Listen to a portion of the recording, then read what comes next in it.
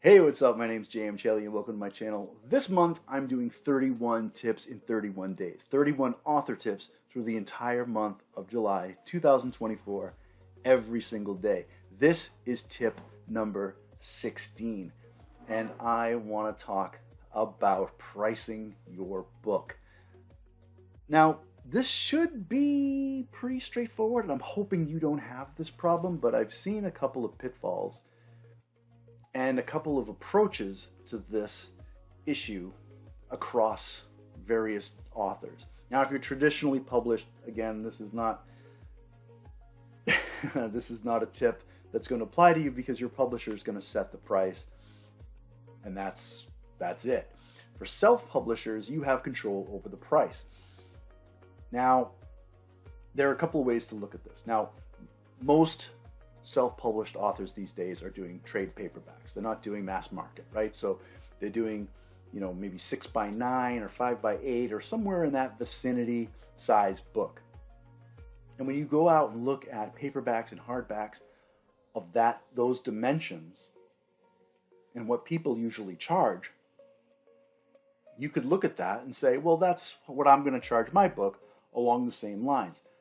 Well, I think we as self-published authors tend to go cheaper than the traditionally published authors. So you could get a brand new trade paperback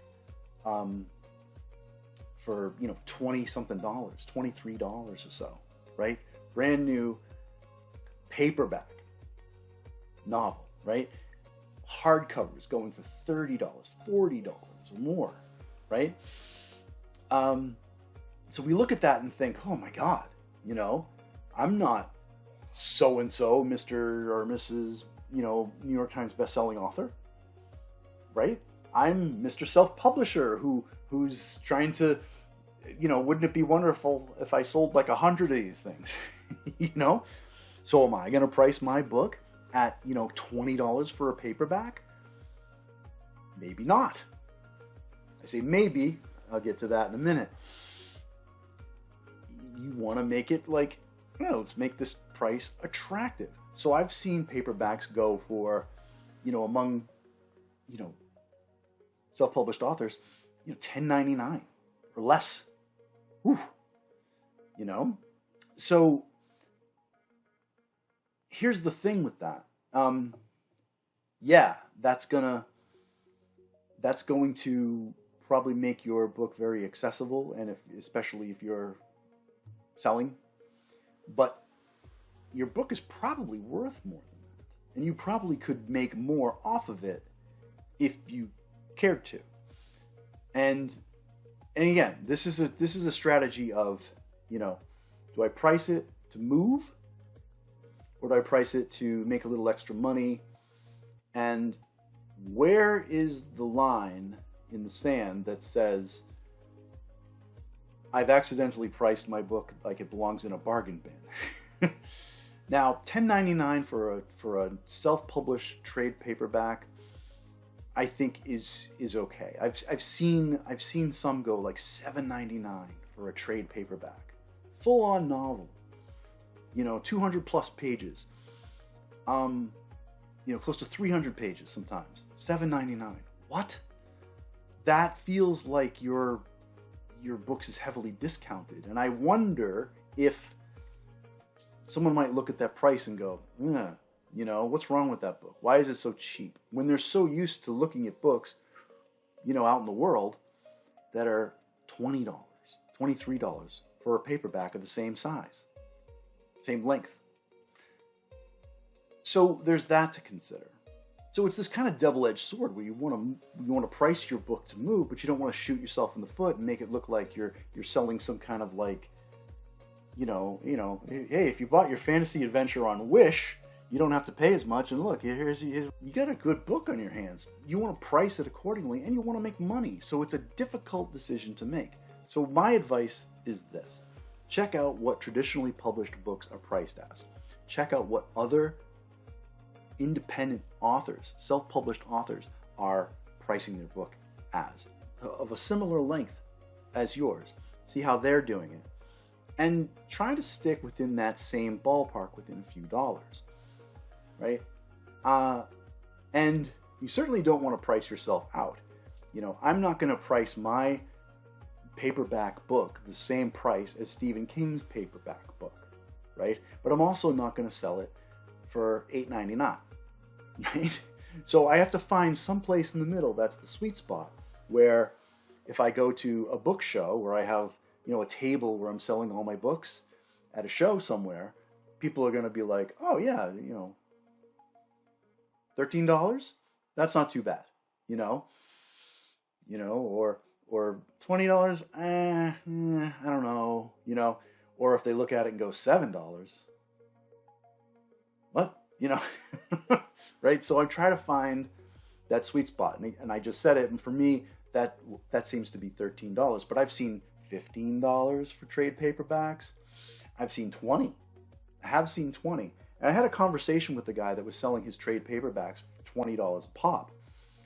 And he said, well, I look at it like this. I have to pay to cover my expenses for... Now, this was at a trade show. Not a trade show, I'm sorry, a book show. So you could buy his books online cheaper, but if you bought them at the show, they were $20. That's the distinction. So this is interesting. His reasoning was that I have to pay for the cover of my table, right? So cover the price of the table, you bake a little bit of that price into the books that you're selling at that event. Also, you get to meet the author, and the author signs it for you.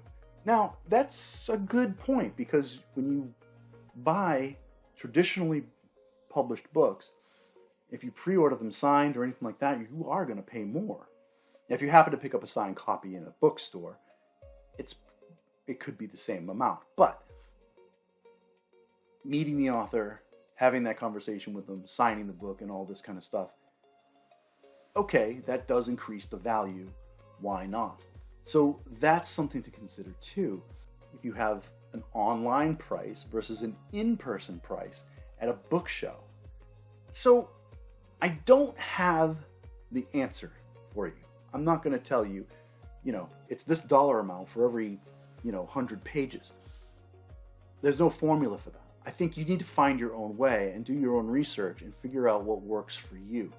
You know what's going to move your books, especially if you've been to book shows already, if you even do book shows, or if you just sell online, or however you're selling books. You know what your sales look like. You know what works. These are things to consider, though, if you haven't priced your book yet, or if you're thinking about pricing books that may be released in the future. I guess that's the same thing. But but there's no magic answer to this one. This is just something that you're going to have to discover on your own. But these are some of the things to consider, like, do you increase your price if it's a live signing? Do you market low to move? And how low is too low for you? You got to cover the printing cost, the cost of your author copies. But then what?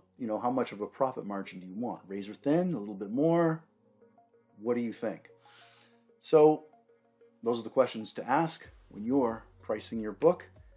Good luck with it, and I hope you sell a lot of books and make a lot of money. Alright, so if you like this video, please smush that like button, and as always, please subscribe. I'm posting every single day in the month of July 2024.